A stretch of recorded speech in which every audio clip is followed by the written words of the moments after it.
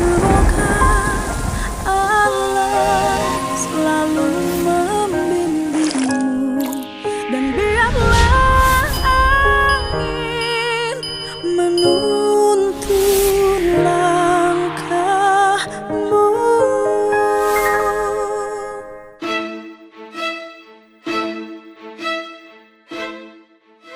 Majelis Hakim memasuki ruangan.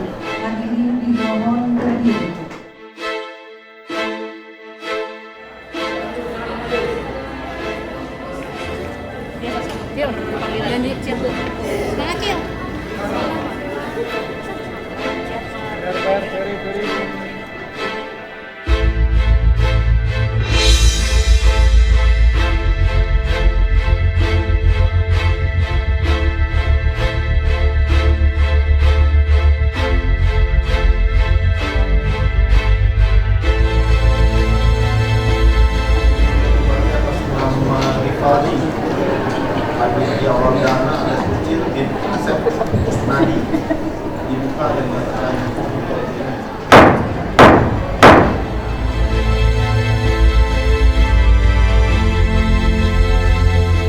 Pemohon PK dan termohon PK sudah selesai dan sudah dicek masing-masing baik oleh pemohon maupun sama termohon.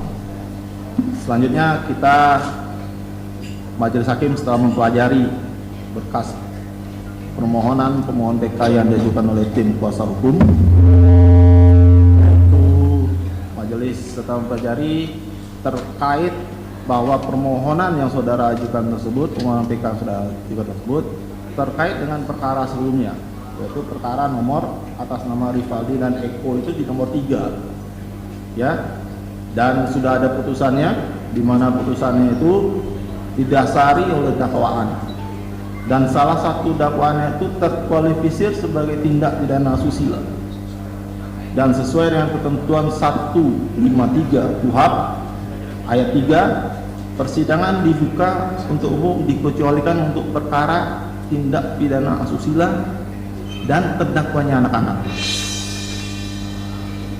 Baik, setelah kami bermusyawarah dengan hakim anggota, kami memutuskan persidangan ini tertutup untuk umum.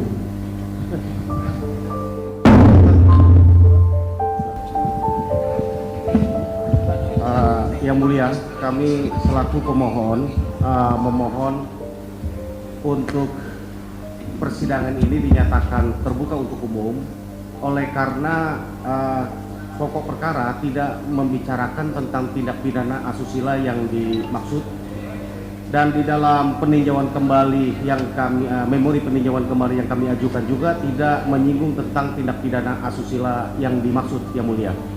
Oke, terkait 340 yang kami titik beratkan, yaitu pembunuhan berencana. Demikian, Bapak. Demikian juga Saka Tatal kemarin juga terbuka untuk umum. Mohon yang mulia dan majelis mempertimbangkan hal ini. Kami memohon untuk dinyatakan terbuka untuk umum persidangan.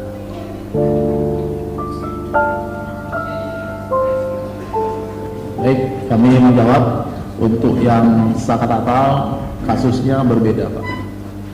Berbedanya karena untuk kasus Saka Tatal itu Saka Tatal itu telah selesai menjalani hukuman. Selanjutnya untuk kasus Saka Tatal itu tidak ada dalam dakwaannya itu tindak pidana yang terkualifisir sebagai tindak pidana asusila. Begitu jawaban kami. Namun tetap keberatan saudara akan kami catat di persidangan, di berita acara persidangan. Baik, kita lanjutkan dengan pembacaan permohonan peninjauan kembali yang saudara ajukan. Silakan dibacakan. Silakan bagi yang tidak berkepentingan karena sidangnya tertutup, mohon kerjasamanya untuk meninggalkan ruang sidang. Majelis Hakim yang mulia, para termohon, para jaksa yang saya hormati, kami menyatakan keberatan tetap atas sidang tertutup ini. Pertimbangannya tadi sudah disampaikan oleh rekan saya Pak Jutek, dan yang paling utama adalah dalam peninjauan kembali Saka Tatal yang lama juga itu terbuka, dan menurut saya setelah saya pelajari di dalam Sakatatal juga tetap ada perkosaannya, ada dakwaan tentang susila, tapi dinyatakan oleh majelis itu terbuka. Jadi di dalam putusan yang Rivaldi ini juga di dalam dakwaannya ada, tetapi dalam putusannya nggak ada. Gitu. Jadi untuk itu kami menyatakan keberatan dan mohon supaya majelis untuk menyatakan ini tetap terbuka untuk umum. Akan tambahkan, Majelis yang mulia, bahwa persidangan pertama di tingkat pertama semua terpidana kecuali Sakatatal persidangannya dinyatakan terbuka untuk umum. Jadi tidak ada alasan majelis menurut kami menyatakan sidang peninjauan kembali ini untuk dinyatakan tertutup. Itu yang pertama. Yang kedua, bahwa peristiwa ini sudah tersebar luas di media massa, di masyarakat umum, bahwa itu juga menjadi alasan kami bahwa ini tidak ada alasan bagi kita untuk menyatakan ini tindak pidana dan sidang harus tertutup. Kalau di tingkat pertama saja itu dinyatakan terbuka untuk umum, padahal itu pemeriksaan yang lebih vulgar, bagaimana ini ya PK, kan kami hanya menyampaikan memori novum dan juga memori peninjauan kembali. Bagaimana tertutup ini lebih tinggi daripada sidang di tingkat pertama. Mohon dipertimbangkan dengan sungguh-sungguh karena kami keberatan untuk dinyatakan tertutup yang majelis yang mulia. Terima kasih. Baik, keberatan Bapak kami sudah disampaikan dan keberatannya sudah dicatat. Cuma alasan kami untuk menyatakan tertutup untuk umum itu sudah kami sampaikan juga. Jadi mohon untuk dipahami ya. Kemudian kita lanjutkan dengan agenda pembacaan surat permohonan PK-nya. Yang mulia, kami menolak dengan tegas apabila sidang ini dilanjutkan dengan tertutup. Pertama, itu diskriminatif karena perkara Sakatatal juga itu jelas dia terbuka. Bila mana nggak keliru juga bahwa di dalam beberapa terdakwa ini hukuman amar putusan itu juga hanya 340 kecuali hal yang lain. Jadi oleh karena itu di amar putusannya, kalau kami tidak keliru, tiba-tiba lihat itu semuanya hanyalah 340. Jadi perkara yang sesungguhnya mereka ini dikenakan itu adalah tindakan pembunuhan, perencanaan pembunuhan, bukan mengenai soal susila. Dan oleh karena itu kami tetap meminta agar persidangan ini dilakukan secara terbuka untuk umum, karena hal itu tidak melanggar hukum acara yang berlaku, ya. Dan apabila ini tak tertutup, kami mempertimbangkan bahwa kami tidak akan melanjutkan persidangan ini, dan tetap meminta ini terbuka. Terima kasih.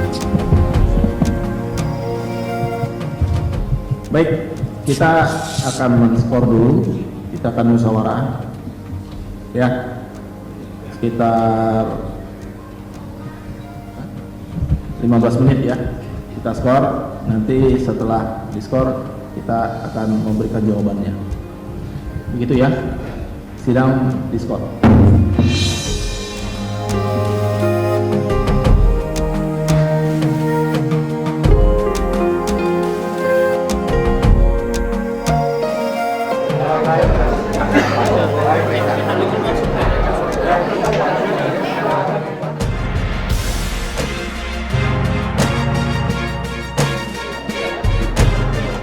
Kita akan bertanya ada apa?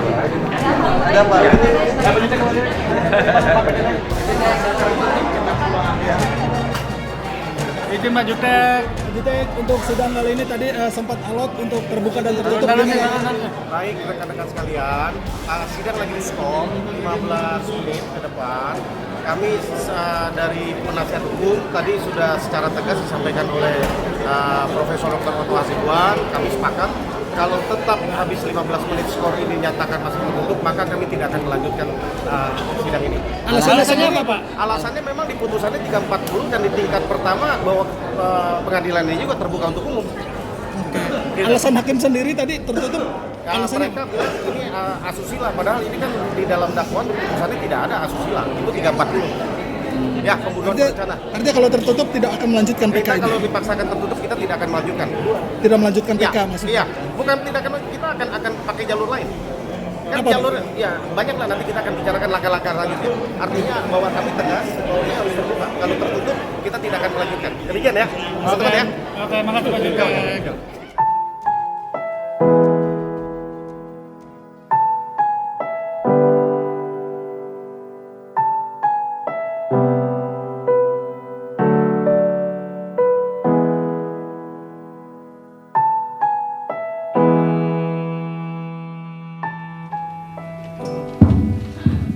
Baik, setelah Yang mulia, sebelum majelis mengambil putusan, izinkan kami kalau menyampaikan sesuatu kepada yang mulia. Begini yang mulia, berdasarkan putusan yang kami baca dari 6 terpidana yang ada, di dalam putusan tersebut tidak ada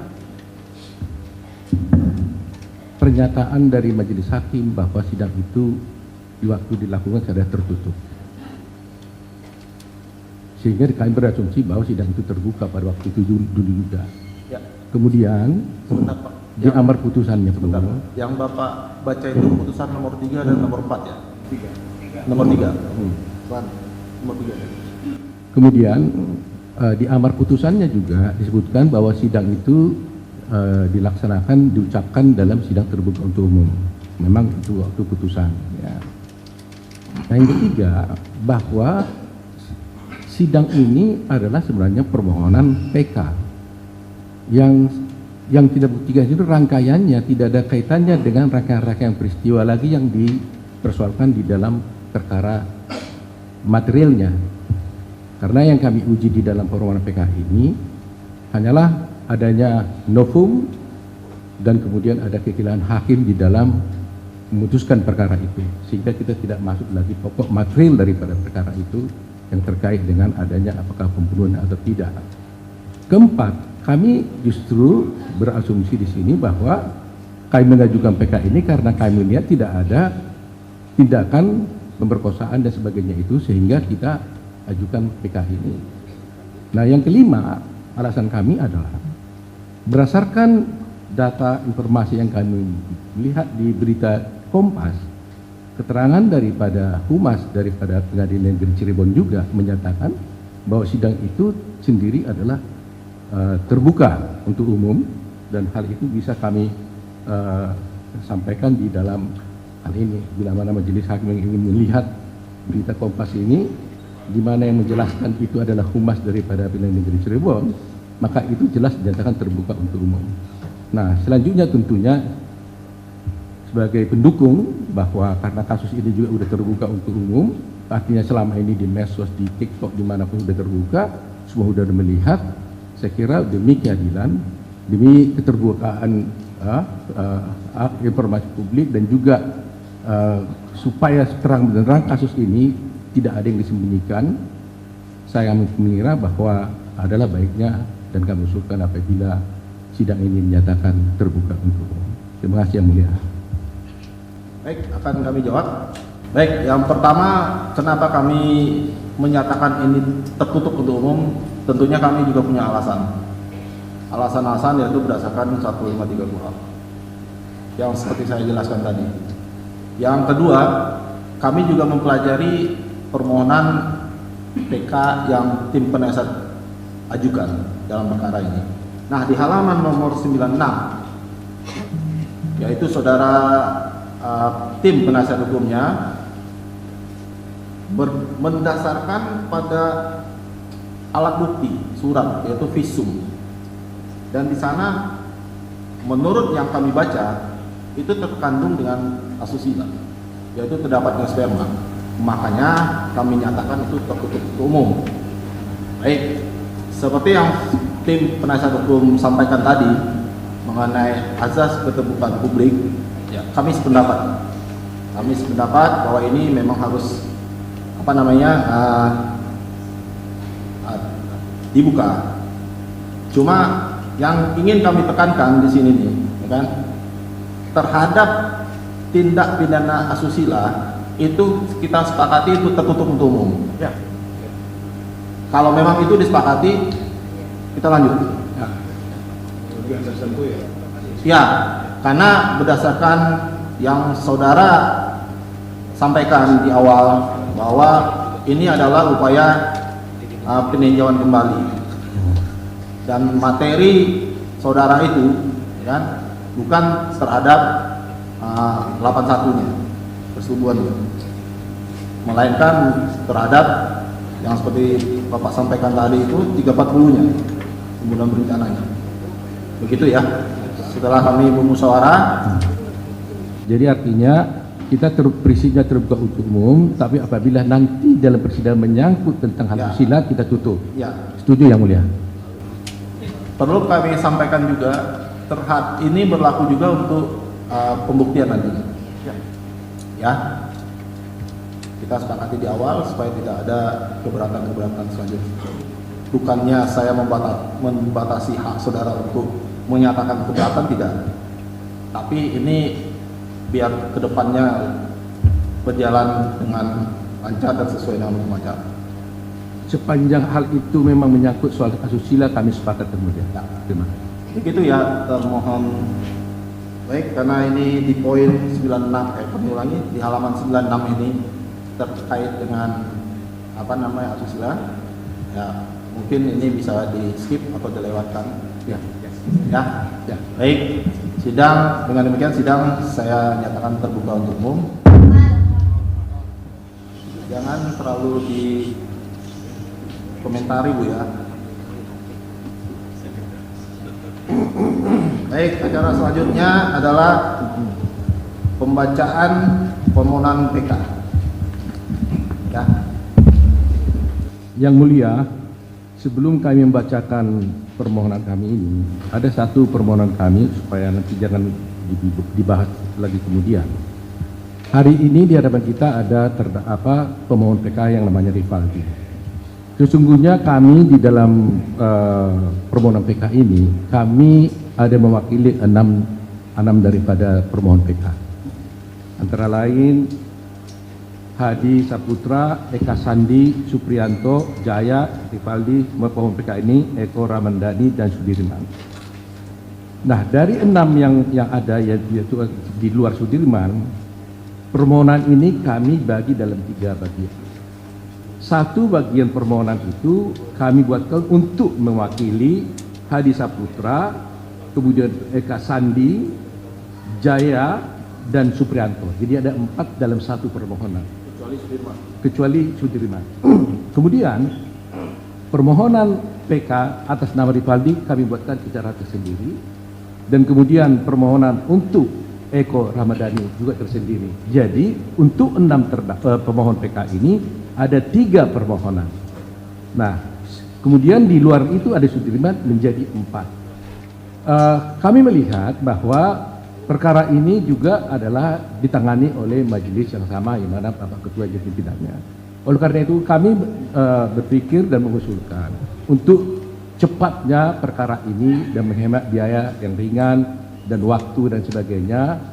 Kami mohon apabila diizinkan agar perkara ini mungkin bisa disidangkan bersama-sama, dan kami juga tidak perlu lagi membacakan semuanya permohonan ini satu persatu.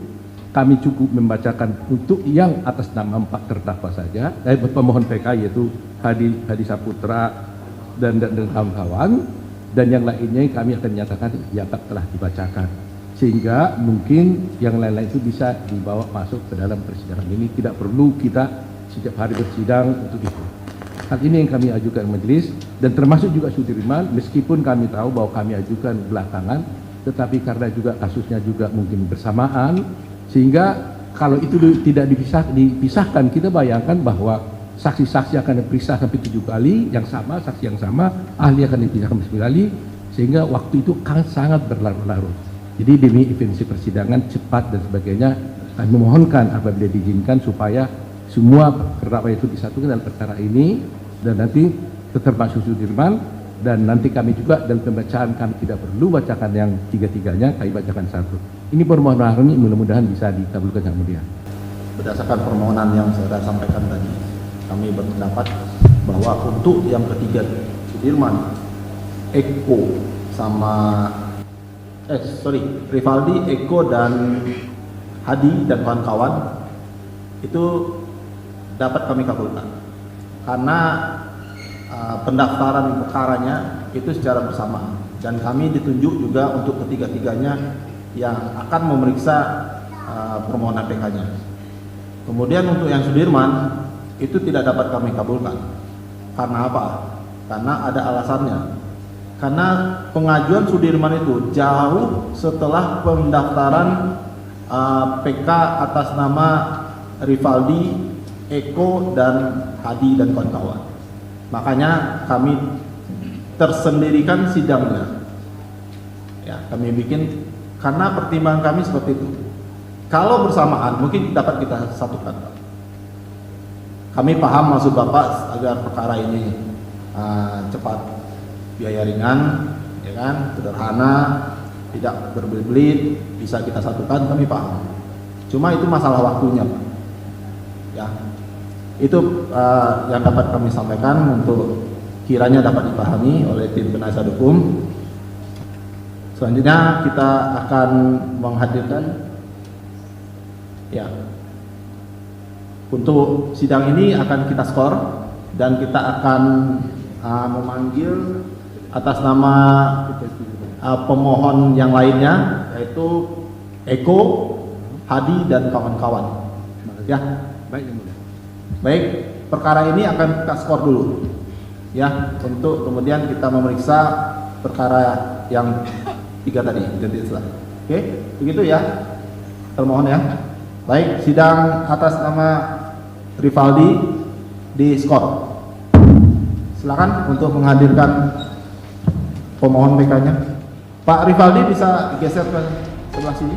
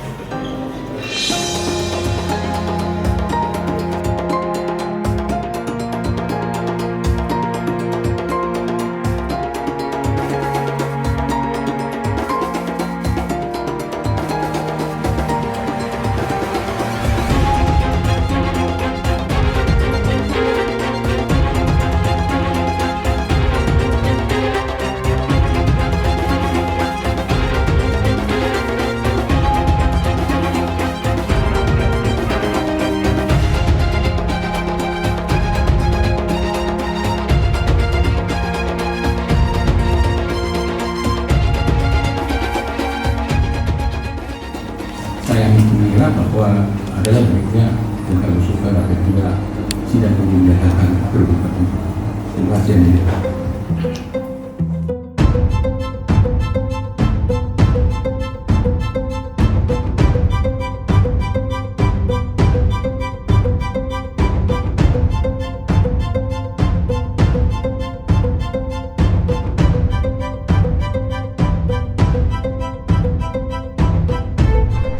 Ya, selamat siang. Tadi di dalam memantau secara langsung, sempat tertutup terus dibuka kembali. Nah, aku melihat ini seperti apa? Ya, yang pertama mungkin waktu awal hakim menyatakan sidangnya tertutup untuk umum karena ada sebuah persepsi yang dimiliki oleh hakim, yaitu di dalamnya kasus ini adalah termasuk kasus kesusilaan, tindakan asusila. Sehingga tindakan asusila itu kan tindakan yang harus disaksikan secara tertutup oleh para pihak yang beracara. Tetapi kemudian bahwa putusan dari kasus tersebut sudah dilakukan sidang yang sejak awal sudah dilakukan sidang terbuka dan putusan pun dinyatakan sidangnya terbuka, sehingga berdasarkan dua itu pada akhirnya hakim kan mengambil keputusan yang pertama sidangnya terbuka tetapi menyangkut hal yang bersifat asusila menjadi tertutup. Menurut saya bijak. Oke. Nah, terus kemudian kita sama-sama tahu dari mulai Peggy saat ini terus mengawal ke Bandung, ke Cirebon. Nah, apa yang diharapkan dari keseluruhan perjalanan Akang ini?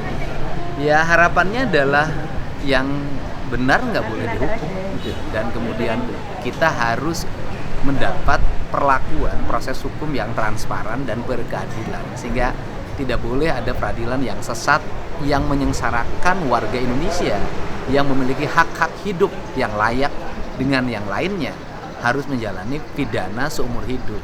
Sehingga kita berharap melalui sidang PK ini keadilan masih bisa didapatkan oleh 7 terpidana dan 8 dengan saka tatal yang sudah bebas, tetapi kan dia ingin terbebas dari status sebagai narapidana.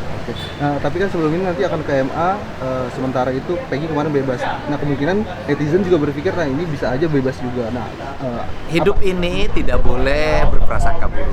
Hidup ini harus berangkat dari optimisme. Kalau kita optimis mereka bebas, saya yakin akan bebas. Nah, gitu. Jadi saya yakin juga akan mendapat hakim yang adil, yang mampu membebaskan mereka. Karena apa? Karena doa banyak orang itu akan berpuncak pada keberhasilan. Yakin saja. Terakhir boleh. Kalau nggak yakin ngapain PK? Terus kemudian ada juga beberapa yang mengaitkan dengan majunya Kang Deddy di Pilkada Jawa Barat. Nah, ini untuk memisahkan yang ngaitin nanti aku bukan saya. ya, untuk memisahkan persepsi ini antara politik dan keadilan. Begini. Ini orang harus ngerti. Esensi memimpin apa sih? Esensi memimpin itu adalah ingin agar rakyatnya mendapat keadilan terhadap kepemimpinannya. Walaupun kekuasaan eksekutif dan yudikatif itu berbeda, tetapi ini adalah pembelajaran penting. Kenapa ini terjadi? Ini terjadi karena apa? Karena pada waktu itu semua pihak tidak peka, tidak melakukan pendampingan secara baik. Kemudian jangankan waktu itu, sampai hari ini dari pemerintah di sini kan nyaris sampai lurah pun nggak ada yang mendampingi mereka, camat pun nggak ada yang mendampingi. Ke depan kepemimpinan saya sebagai gubernur tidak boleh lagi ada aparatur negara yang membiarkan rakyatnya mendapat derita dari ketidakadilan hukum. Benar atau salah, mereka harus hadir karena setiap orang memiliki asas praduga tak bersalah. Ya. Di sini juga jadi saksi ya? Ya nanti permintaan dari tim kuasa hukum saya menjadi saksi, kan seperti saksinya Saka Tatal. Ya. Apa itu tidak mengganggu proses pencalonan? Yang terganggu apa? Jadi tetap bisa jalan dua-dua? Enggak, saya yang tanyakan yang terganggu apa? Pencalonan itu kan 1, pendaftaran sudah. 2, persyaratan administrasi sudah dipenuhi. Kemudian yang berikutnya nanti ada jadwal debat, ada jadwal kampanye. Emang calon gubernur tuh sesibuk apa sih? Coba dicek, nggak ada yang sibuk kok, biasa aja. Terus yang kedua, kan kalau bagi saya bertemu warga kan bukan hal yang baru. Bukan yang saya sekarang tiba-tiba jadwal saya harus penuh untuk bertemu dengan warga, membuat jadwal sendiri. Enggak, saya hari ini itu berkunjung ke warga tidak ada satupun jadwal yang saya buat. Jadi saya tidak membuat jadwal kunjungan kerja.